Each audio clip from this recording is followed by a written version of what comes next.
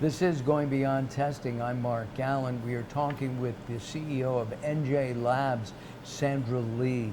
And we're going to talk about what I think is one of the biggest opportunities in the supplement industry right now, and that's CBD. We're also going to talk about cannabis because more and more states are permitting and allowing cannabis to be used not only for medical reasons, somebody has cancer and pain, but also for recreational use. Do you test, and have you been testing for cannabis and CBD? Yes. Many years ago, maybe about 6 years ago, I saw a need for this industry, and I had worked with another company to put together a protocol, right? A proposal of how we're doing it, what we're going to do, and submit it to the DEA and FDA. And I had applied for a DEA license to handle marijuana before it was descheduled, or before many states allowed it. I think there are, what, right? 45 states now, 43? I'm not 100% sure. Yes. It keeps changing. But before hemp, the Farm Bill went into effect and hemp became decriminalized or descheduled, and now it's federally legal, we saw a need for the testing because cannabis is the family name, and under cannabis is hemp plant and the marijuana plant. And they're both really good for leaching heavy metals out of the soil, right? It makes the soil a little bit healthier. But there's many things that can be used for both of them. Marijuana is still a controlled substance by the DEA at a federal level. So if you have a DEA license, we can work with you, and that's what we have been doing for the last 6 years. But hemp-derived products, which is very well known for CBD, as a cannabinoids, CBD is the biggest one. There's other minor cannabinoids, CBG, CBN, that's becoming more and more prominent in this industry. So what we did was we actually started to develop methods and validate them, because what we found out is not many people know how to test for it, and there's no standardization across the board. So we applied what we know with the FDA and how we get inspected and what we do for the pharmaceutical clients, and applied it to this industry. So we've been doing it for some time, and we're familiar with the challenges it comes with, because a lot of people talk about, hey, you can do this, you can do that, and we do this, but how do you even get there? And we had this need for talking about the challenges that we faced. We need to take a moment here and talk about the opportunity of CBD in particular. I believe, and I think you do too, CBD is just in its infancy as an industry, yes, as a separate industry from supplementation, yeah, right? I think it's going to grow with the aging and graying of America. More and more people are turning to CBD instead of stronger products or drugs even. And we have an opiate epidemic right now with overprescribed people saying my back hurts, and then they get hooked on an opiate of some kind, Oxycontin or whatever it might be.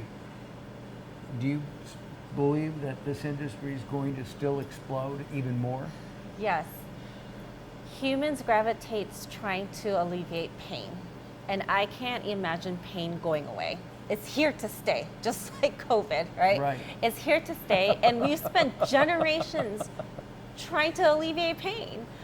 And I feel like a lot of people don't want to take the same type of narcotics to help manage that. And there's a lot of people with chronic pain, so they're turning to natural supplements like CBD products or hemp-derived products to help with those ailments. So I think this industry is here to stay. It's not going anywhere, and it's going to continue to grow. And we're human. You can walk down a flight of stairs and injure a leg and twist an ankle. You could fall downstairs. Don't do that, folks.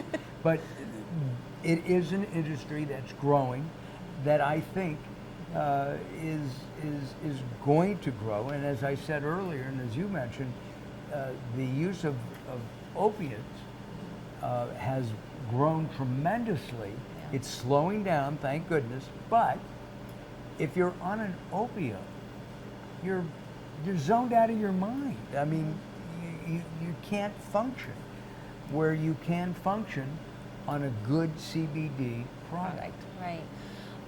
It's not addictive in nature. So a lot of people are starting to turn towards it. Now, I get approached quite a bit. They're like, hey, you work in a laboratory. Keep in mind, I don't manufacture anything, right? And no manufacturing whatsoever going on here. But they say, do you know what's good? I go into a store and I have no idea what I'm buying. I walked into a store and I was overwhelmed, and I'm used to seeing these type of products. I can't even imagine what somebody who's not used to seeing it feels when they walk in. And so they're just kind of like, what should we take? Is this strong enough? Is this like good product? Does it work? And that's one of the biggest questions I get asked. But unfortunately, there's no true clinical studies right now. There are some studies where they're saying there's a certain dosage that could be effective, but a lot of times it's not really something that normal people would read. So how would they even know? You did an interesting study. You went into a market, or you went into the marketplace, and you purchased what? How many bottles of different products? Well, initially we weren't going to go and for any other purpose except we need to do some research, right? We need to make sure our method works, and we need products to validate our method once we developed it. So we had purchased over 15 different types of products, from ointments to tinctures, to capsules and tablets, and now there's mixtures. It's not just CBD. They're mixing things with CBD and melatonin to help you sleep, things like that. So, you know, when you start with one ingredient and you keep adding ingredients to it, it changes the formula, it changes the way it works in your body. And everybody's body is different. You're gonna react to it differently. It may work for you, it may not work for the next person. Right. So it's really important to know what's being out there, what's being put out there on the market. So we went out there to buy these products and to see if our method worked and if it was accurate enough. And we found a lot of challenges. Yeah, the challenge, can I say the big thing? So they went out, they bought the 15 products. How many of those products had no CBD in it? A couple of them had no CBD in it. Wow. There was a lot of them that, you know, when you read a label that says 1,000 milligram, you scratch your head. We tested and it's like, we're not even getting close to it. What we found out is those labels are 1,000 milligrams of stuff that you're getting. It could be a mix of stuff. It doesn't necessarily mean that's what you're actually getting in CBD potency. And so it's a lot of things with the labeling. I feel like consumers not understanding what they're buying and how to read it appropriately and what the information entails. The other part is, because there's no standardization across the board and every lab is doing it differently, every state is doing it differently, the consistency in potency and impurities and whatever they're adding to it is not really accurate. One of the things that I've noticed on CBD bottles is that it'll say 1,000 milligrams, and then in very tiny type, it says per bottle, right? It depends. So sometimes they say it's per bottle, so you're not going to drink the whole bottle or consume the whole bottle at one time. So you break it up. You're right. It does happen in such a way that it seems like to be misleading the public. So it's really important to be able to read the labels properly, and I think it's one of those things where it's not what we actually do at the lab, but it's just sharing the knowledge that we have with consumers, because we want to make sure people are taking the right stuff for themselves, you know, right, that it's appropriate for their body type and what their ailment is. Well, as we've said several times, and we're going to do a whole segment on this in the future, is that we're all consumers. We all, you know, many of us have pain, anxiety, and all the other things that CBD supposedly can help with, and we need to know what's in that bottle. You have, at NJ Labs, you have created a process, if you will, that you validated that works to show what's in that CBD product, whether it's the ointment for skin or an ingestible of some kind. Yeah. So I think the validation process was very long. It was not easy. It took a lot longer than I had hoped. I don't know what any other company has struggled through, but we saw that, hey, this did not go the way we expected, which is science half the time too, right? That's why it's called experiments. But at the same time, we did see some consistencies in the market, right? There are some companies who are very good at what they do, and they're very transparent, and they're very honest on their label. So don't get me wrong, there are companies who do this job really well, and there's some companies who could still learn from those companies that do it well. And we're hoping to be part of that process. Sure. Do you think that some people don't know what's in their own product? I mean, they're told by maybe their manufacturer, I'm putting 100 milligrams of CBD in Right. each capsule, but even the manufacturer may think they are. Right.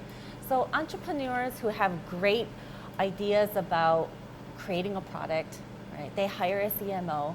They understand the business, the marketing, the branding. They may not have the expertise for manufacturing and testing and what the science is behind formulation, right? So they trust their team.